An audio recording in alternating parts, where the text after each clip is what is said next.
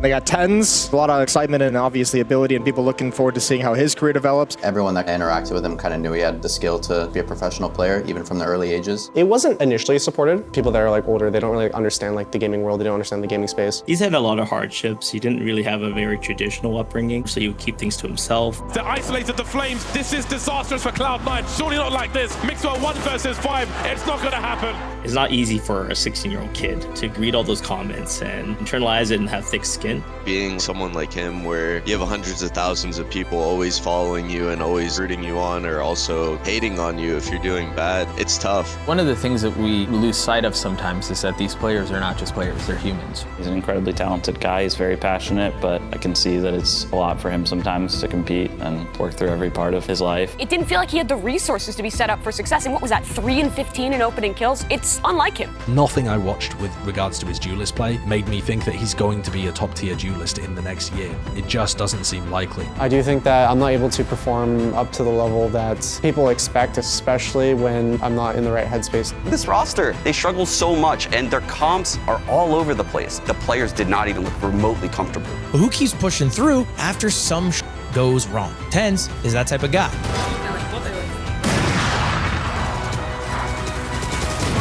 Oh! I heckin' love TenZ. Oh my god, you're nuts! I think he's always kind of just been that loose, aggressive player, but with a very calculated mindset. So I think in Valorant, he just kind of thrived in the chaos. First trip cleared, the dog went all the way around the pillar! TenZ does it again! I remember watching that, like, damn, dude, this guy's like untouchable. For as much as he is a superstar, he's never carried himself that way. I have a lot of friends in high school, and when I started to blow up, they never like saw me as like this famous superstar. They always just thought of me as Tyson. You have a guy who's the face of the league, the face of the community, the face of the game, and everybody is okay with that. He's TenZ. He's got the frenzy, and he's got a kill. Man, all up in Moose's face, and he's getting a jumping one as well on the beef. I said this the first time I called TenZ. This is his world, and we're just living in it.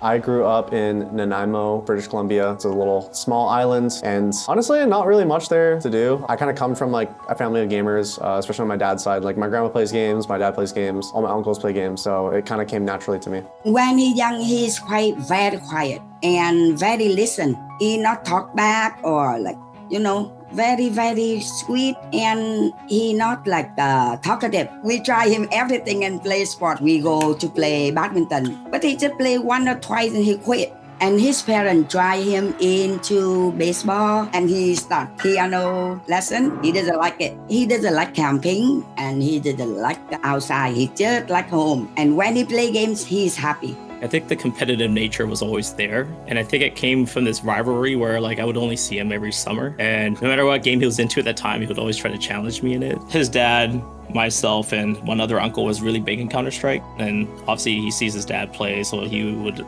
play a lot of Counter-Strike with his dad. I remember there was one year where I visited and that's when I was checking on him. So when I was watching him play, I'm like, hey, you have really good mechanic skills. They just need to be polished a lot more. And you know, he just takes feedback really well. So I asked him at that time, like, what do you actually want to do? You're already hitting high school, you're gonna be out of high school in a few years. And he said, well, uncle, I really think I want to go pro. And I looked at him straight in the face and I said, well, I think you have what it takes. I used to stay up late at night and go to school with 0 sleep because I'm watching like the CS major and stuff like that. That was like something that was a draw to me. I'm like, wow, it's so interesting. I think it's really cool. And it's kind of crazy that these gamers got so good and they're able to compete on like a world stage. I recall saying that if you want to be a pro CS player, you're gonna eventually be on the stages. You're gonna be playing with a lot of people watching you. So you kind of have to desensitize yourself. And I said streaming is a perfect platform to get used to having people's eyes on you. For a lot of the young CS players, we watched Shroud growing up. So he's a big influence on me personally in starting my streaming career. I guess maybe some of his personality rubs off of me where I'm trying to stay chill constantly, not really reacting to stuff and just being like kind of cracked. I think he was just known as a very mechanically skilled player, lots of talent, and everyone that kind of interacted with him kind of knew he had the skill to be a professional player, even from the early ages. It wasn't initially supported. People that are like older, they don't really understand like the gaming world, they don't understand the gaming space and just like the opportunities it brings. But I was finally able to convince my mom, for example, to like come out for my first LAN tournament. A lot of people that were like talking to my mom and saying like, wow, this like kid has like a bright future and stuff. I think from there, my mom was like more, like her eyes kind of opened up more. In CS, I remember I played with a team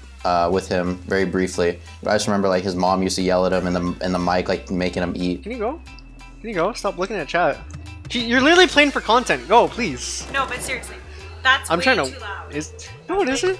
So I think how C9 found me was when they were looking to create a new squad. Definitely there was like some hype around me because I was pretty dominant in the tier 2 scene. So when Daps was given the job to make a team, he asked me like if I wanted to come aboard. I think C9 is probably the best org you could have signed with, like in terms of Counter-Strike and in terms of like fan base, legacy. Like there's just so much merit that comes with signing with C9 that's just insane. But those early days in CS were really tough. They got TenZ, a lot of excitement and obviously ability, and people looking forward to seeing how his career develops. 1 versus 1, they're isolated the Flames. This is disastrous for Cloud9. Surely not like this. Mixwell 1 versus 5. It's not going to happen. Pipped at the post. There will be no overtime. There's a lot of factors that go into being a successful player and just a successful team. So I would just say like it was a very big learning experience for him and what it took to actually be a good player. Because like I said, he was very mechanically good, but that's not just what makes a professional player good. There was aspects of me, myself, not playing to my best ability, whether it was role discomfort or just nervousness or just not really feeling that well meshed as a team together. I definitely think younger players, especially if you're picking them up to join a tier 1 team, you have to give them more support than what I was given. A lot of like the bad comments and stuff, I wouldn't go out of my way to read it initially, but then I would. It's like a really, really bad mental space to get kind of into. Obviously, the internet's always going to have their opinions. So if you do well, people will love you. They'll put you on a pedestal. If you do bad, the trolls and haters are gonna hate really hard, right? And it's not easy for a 16-year-old kid to kind of like read all those comments and internalize it and have thick skin. I remember there was like points where C9 needed to get like a mental coach to come and talk to me, but it didn't really work. I was definitely in a dark hole for sure. After getting benched on C9, I do think that my competitive urge kind of like suppressed itself, and I wanted to kind of follow in suit of like the Shroud route, just go on stream, just kind of like be more relaxed, kind of be more of myself, hit some clips and just interact with the community because it's always a joy to just talk to chat. That's kind of when Valorant showed up. 미안해서 어쩌나?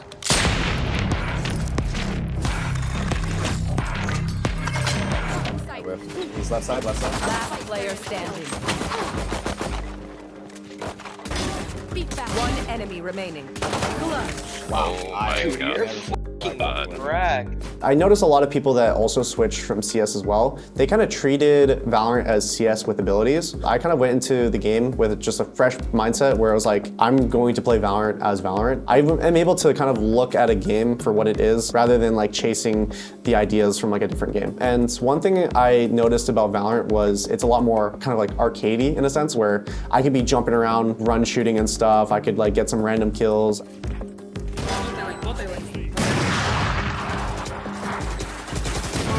Oh. I think he's always kind of just been that loose, aggressive player, but with a very calculated mindset. And I think Valorant just allowed him to get away with a lot more because like Jet was his main agent at the beginning of the game, and she had a lot of abilities that just kind of gets you out of chaotic situations. So I think in Valorant, he just kind of thrived in the chaos. One enemy remaining. You're killing everyone I see. Mark it. Bro. I kind of wanted to give Pro another shot. I kind of got a taste of like what it felt like to play on LAN on C9 and CSGO. And so that was like one thing I actually like really fell in love with. It was really fun to kind of be there on stage and have that kind of stress. Like I do like that stress of playing. I don't really like practicing and trying to like perform that way, but like playing matches on stage was always a joy for me. I believed in myself to be like a top tier pro in a different game, as long as I wasn't playing catch up anymore and I was able to establish myself early. It's all up to 2 players. TenZ inside the site, Relics as well. You can't think of 2 other better players for Cloud9 to try to keep the dream alive. But a shock dart that gives and blows the position away from Daze. A kill attempted, not in favor of TenZ, and Daze gets the last 2 kills, the wall bang, and T1 will move to first strike. One thing that I kind of learned from my stint at C9 is you could have a lot of players on paper that are really good in their own individual rights, but I think that team cohesion is probably one of the most important things in esports. For sure, there was a little bit of miscommunication with the C9 org and the roster that we were trying to make, and so with us not performing that well and my own individual stream doing really well, that kind of like ultimately led to me deciding to pursue content creation. I'm not normally an early riser, but there's times where I would wake up at 5 a.m. when a new patch dropped because I wanted to jump at the opportunity to like play it, showcase it to viewers and stuff. Time to jump.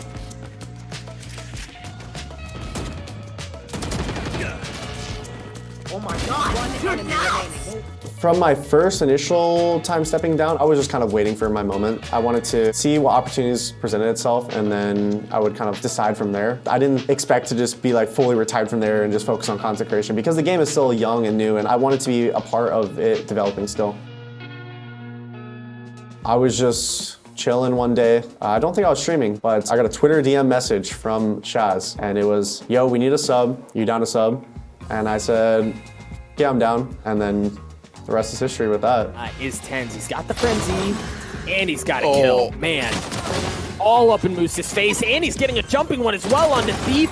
I said this the first time I called TenZ. This is his world, and we're just living in it. I had no idea how accurate that was when I said it. There was a lot of hype around him because a lot of people knew who he was already, but for someone who didn't have that background information on him, I just remember thinking this guy is mechanically insane. There are certain players where you just kind of watch them play and they make it look easy and it always looks smooth, and he was always one of them. The game was very like immature at the time. Like no one really knew what was good yet. Everyone was kind of figuring out their own style, but he had his own style like from the get-go. Just really flashy, takes insane fights and hits the shots. So I remember watching that like, damn dude, this guy's like untouchable. And Sentinels start to circle, they start to enclose around the FaZe players. They smell blood, it's in the water, and they want to finish it off, and TenZ is looking to do it in style. Marv, 2 HP left. Here comes a dagger with his name on it, but it's going to be sick. Who's going to get it done? And that's a wrap. 3-0 Grand Final. Sentinels are the champions for the NA Masters here in Valorant. It's such an insane storyline. TenZ joins this team a day before Masters. They rally through, they don't drop a single series. We won Stage 1 Masters and honestly just kept on winning. Eventually, we qualified for Masters Reykjavík. It was my first Valorant LAN. TenZ really feels like a once-in-a-lifetime type player that has like a drastic impact and a shift in the way the game is played and the way the game is thought about. You think about some of the best to ever do it across any esport, you kind of have to put TenZ in that conversation. Our expectations of the event, we actually were really confident the entire time that we were just going to win. The confidence came from just like team vibes. With our prior experience in tac shooters as well, I do think we had the upper hand. I think we had a better read on the meta at the time too. We definitely saw NA being the strongest region at the time too, so knowing that us as a team get along really, really well, we have insane mechanical players, definitely gave us insane confidence. The one was close, they don't know. Oh my god, he gets flashed! The team flash! The team flash! Magnum's in the smoke here, TenZ. Oh my god! Magnum's got no HP, not like this! Sentinels! They're gonna get the defuse! They've done it! Sentinels are the Masters 2 Reykjavík champions! And they do it flawlessly! They didn't drop a single map! TenZ, you weren't even on this team a few months ago, man. What? Now you're a LAN champion, you're the world's best. How are you feeling? Obviously, like, I feel wonderful. This team is amazing, and I feel right at home with them, and hopefully I can continue playing with them because this is the best team I've ever played on. I remember that we were all in like the room after winning. We did our trophy picks and whatnot. And we're just kind of all chilling there. And then Sen's manager came in and he said, You just found out that you're joining the Sentinels full time. Tell me how you feel about it. It's amazing. If I didn't get bought out at the time, I definitely think I would have gone back into the streaming route and just waited for my next opportunity. Because I was in a contract jail for a decent amount of time, but yeah, I'm just glad things worked out the way they did. Him lifting that trophy was like a gateway to like letting all the North Americans know like there's some real talent out here, and he was just one of the main people that people love. So I think that's what we all strive to be, and he was like the first footsteps into that.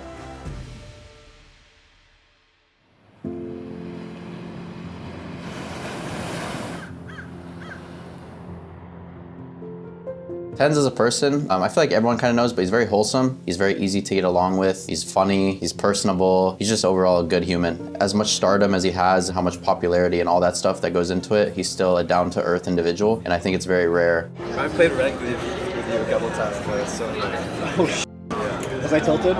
Yes, you definitely were. One of the nicest, kindest, good dudes that I've ever interacted with. Whenever I've crossed paths with him or anything, we'll always take the time of day. Just like, hey man, you know, how are you? These little interactions where he doesn't have to do that, right? And there are a lot of people in this industry who don't necessarily do that. If you didn't know who Tyson was and you just randomly met him or had a situation you were interacting with him, you wouldn't know. For as much as he is a superstar, he's never carried himself that way.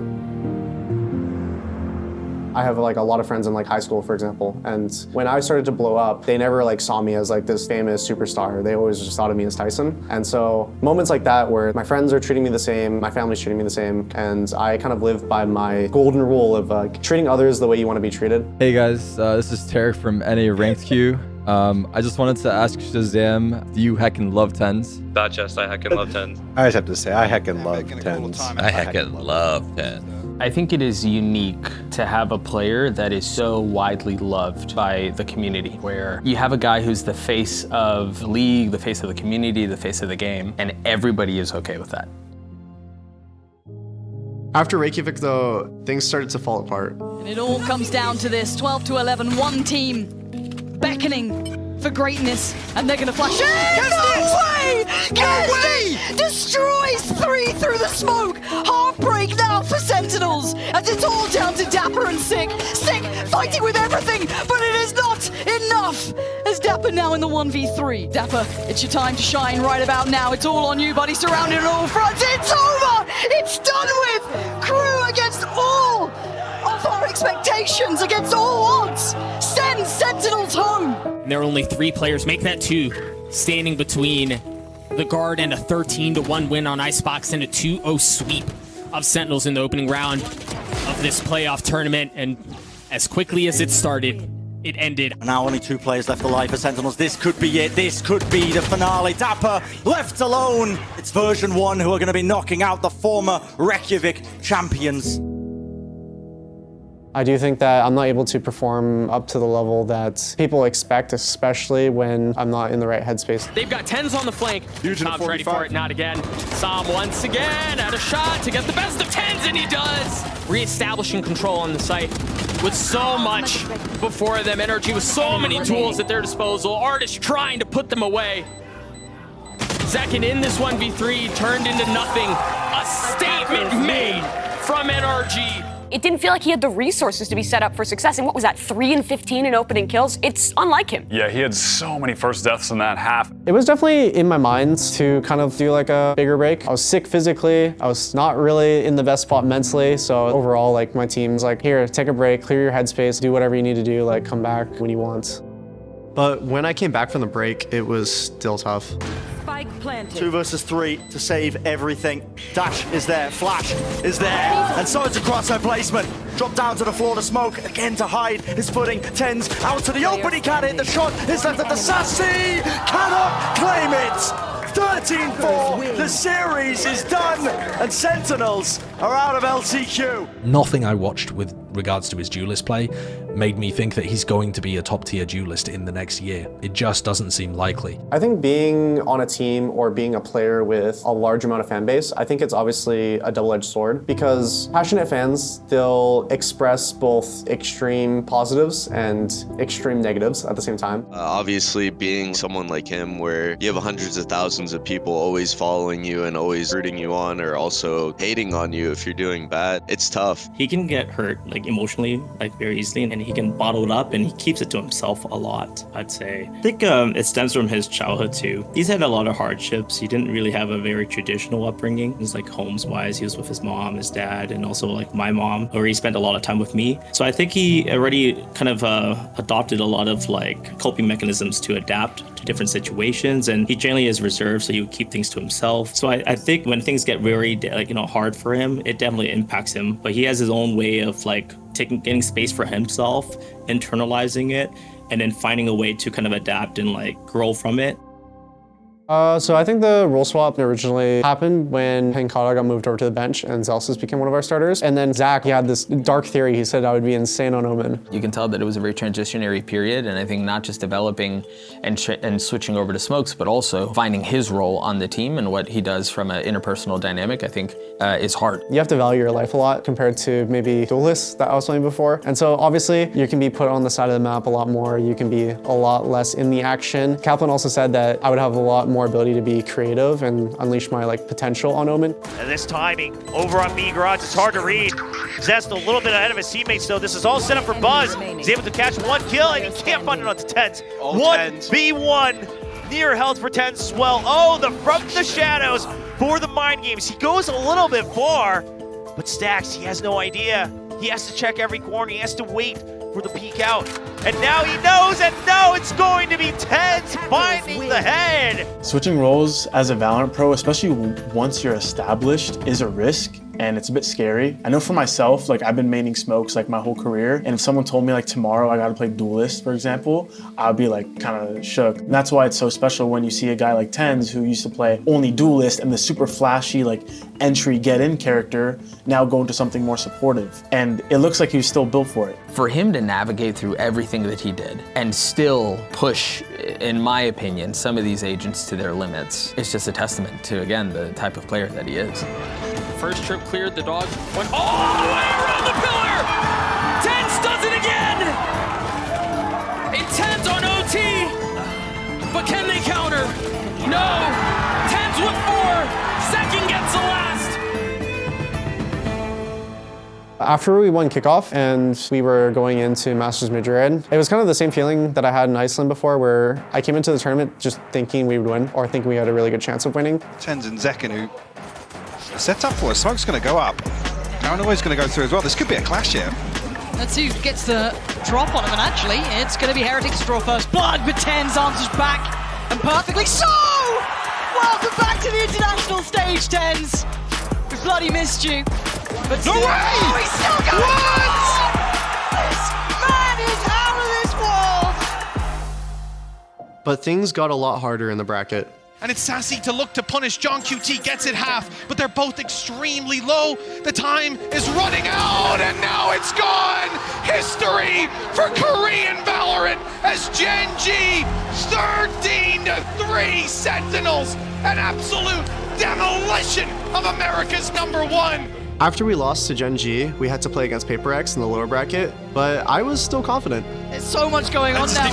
TP away, Forsaken swings the site, and now here comes the crunch. Where's TenZ gone is the big question. Forsaken still fighting. Still trying to do it. This is going to be on TenZ. You've got to see Sussy buy time. He's got to try and play this fight. Oh, he plays it so well, and they have no idea about TenZ. Now it's his time to shine. But TenZ still here already, herding them around this map. And waiting for that cross, sharp as ever. He's got 1, he's got 3 anymore. He's at least got wingman as well, but TenZ just holding that cross. I'm seeing everyone in middle, but Divide, the one to bail them out, but Sussy's still there on the back lines. They're hunting them down, they're chasing them down. Something saving PaperX. But it's down to 1v1, and of course it's going to be TenZ. Is he the one to do this for them? The return to the international stage like this. Can you be the man to step up? Mindfreak on the other side. And the time ticking. He's taking a look towards CT. Just as Mindfreak starts clearing the site, does he read it correctly? He's going to hear this. Did he spot him? Did he see him? 2 already in the round. A third would be needed.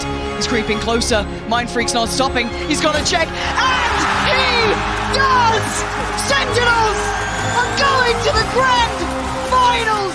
I think for me personally, I was feeling quite confident. I think the team overall was confident as well. There was a moment where I did see the map picks, and the map picks were definitely very favored in TenZ's favor, and I was like, oh, we might lose. Fundamentals off the bloody chart for TenZ, and this is it surely with the map pushed into the positions already there. Clone revealed the position, flash through into the box. Sassy's out wide and alone. Scared for his life, too much to deal with indeed.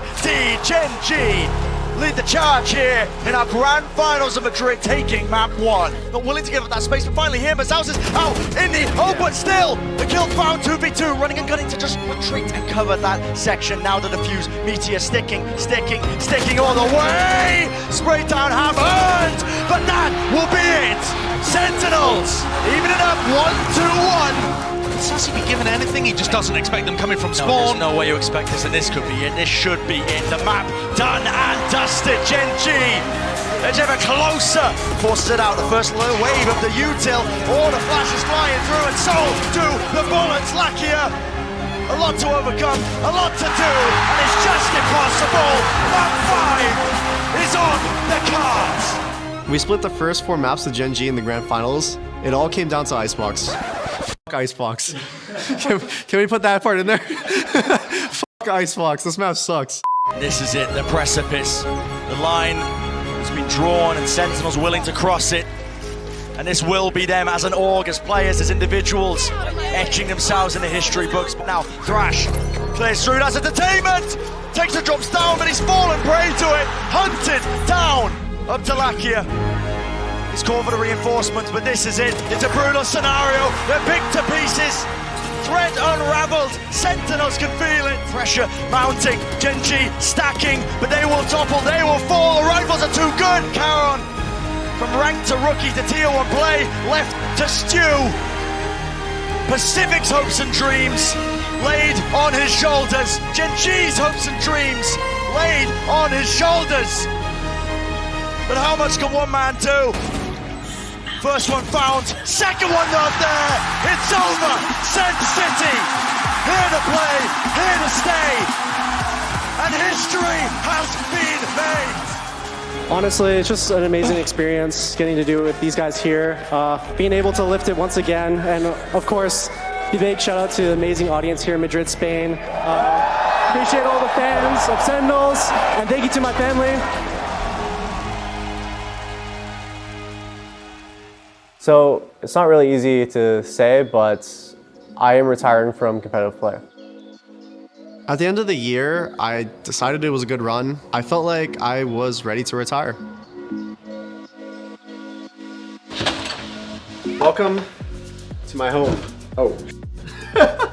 It was definitely like kind of scary, I'd say. I think the transition from going to a pro player, which I've lived basically my entire life since I was like 16, and then now kind of retiring all that and switching to content. I think there was a scary aspect because when you're a pro player, you have like a clear goal. When you're a content creator, I think you kind of have to create your own goals. For example, I was a big peripheral nerd, so I made a bunch of my own peripherals. I think like that was kind of like a dream come true, and that allowed me to like do something in my life outside of like pro gaming, like as like a reset. He's much more than just a pro player, right? So more than anything, I was proud of him because I think that's a very difficult decision to come to, especially for the most popular player in the world to decide, hey, everyone, I'm retiring, when so much of his identity is attached to playing. Obviously, as a pro player, you're exploring a lot, but you're not really truly seeing the place that you're at just because you're behind a monitor practicing for 8 hours a day. I've been able to go to a bunch of countries, do a bunch of cool stuff, like I did scuba diving. Yeah, just doing like more life experiences that I feel like I would regret not doing. It wasn't until later in my career till I actually met him in person. He's such a good guy, like really charismatic, really outgoing. So it's no surprise that like he's a top tier streamer. Everyone loves him, and he just continues to be the face of Valorant. Honestly, like I guess the reason behind signing with T1 Faker, I'm joking by the way. It's kind of like a thing where we were both very passionate about like the things that we could help each other with, and that's why it was a no-brainer. T1 is the most prestigious organization in esports, in my opinion. So given the opportunity, I couldn't really say no. I'm just so happy to see him happy. I seen him go from a kid who was super dependent on everyone around him and seeing him grow into a young man who has complete autonomy and control of his life. And he makes hard decisions now and he makes them with conviction. Of course, you know, as grandma, I'm so proud. I still worry, like always remind him about eat well and sleep well. And if he's happy in any way, I'm happy. I support in anything in his life. If he's happy, healthy, I'm okay. I climbed by just being myself. I never put on a mask or anything or like have like a streamer persona. I think I'm pretty similar to how I am IRL. But my whole thing going into Valorant, I wanted to just be, I guess, like a good role model for people that were like watching my stream and or teammates that were younger than me. So I always wanted to try to like take more of like a mentorship role in that sense to kind of like guide them in the right direction. When you talk about legacy, championships are cool, right? That's how we measure success. But when you start to look at players who leave a legacy of like a family tree of sorts, of like, these are the people that I invested time in, and these people are successful because in some way I played some impact in their development and stuff. And again, you look at Tyson, and either directly or indirectly, there are a lot of people who are a part of that lineage. And I think that's legacy, which is infinitely more meaningful and infinitely more impactful. Like to see his growth since he was so young to now, it's been pretty crazy to see. And like, I honestly couldn't be more happy for him. Usually, you either are great at video games or you're great at making content. Tyson has somehow picked both. I basically lived, eat, and Valorant before, but if I'm ever like, I don't know, feeling freaky one day, maybe I take the mouse off the wall and start playing again. Who knows?